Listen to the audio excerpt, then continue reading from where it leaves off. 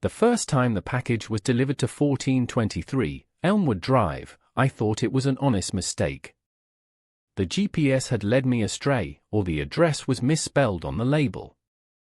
I dropped off the package, a small cardboard box containing a set of kitchen knives, and made a mental note to double-check my route for the rest of the day.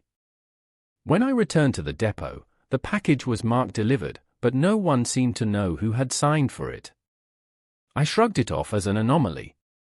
For the next 3 deliveries, I kept getting sent to 1423, Elmwood Drive. The second time, I was carrying a package of fresh flowers, and the third time, a new laptop. Each time, I arrived at the non-existent address, only to find no signs of life or habitation.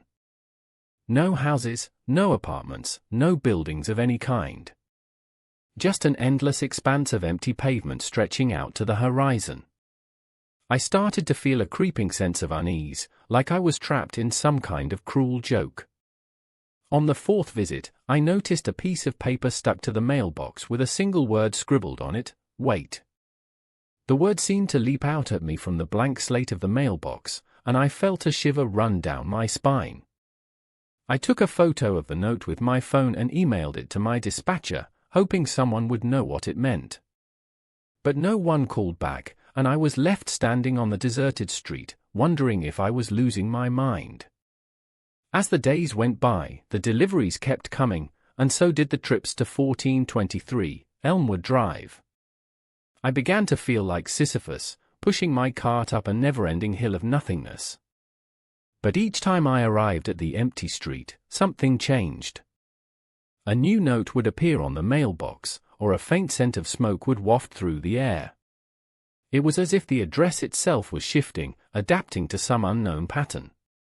One evening, as the sun dipped below the horizon, I received a package marked urgent.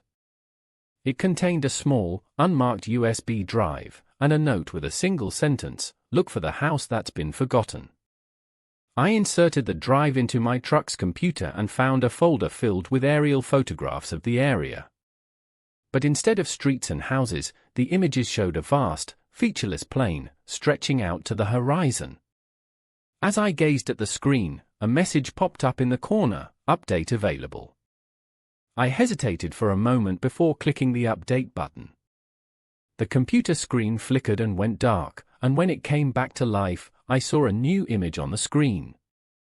A house, small and unassuming, stood on the empty street where I had delivered so many packages. The roof was covered in ivy, and the windows were boarded up.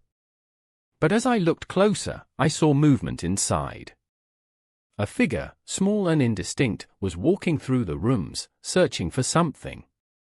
I felt a chill run down my spine as I realized that I had been looking for this house all along.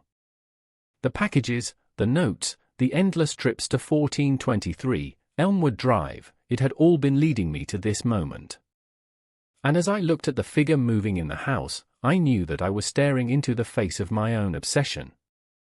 The house was calling my name, and I was powerless to resist.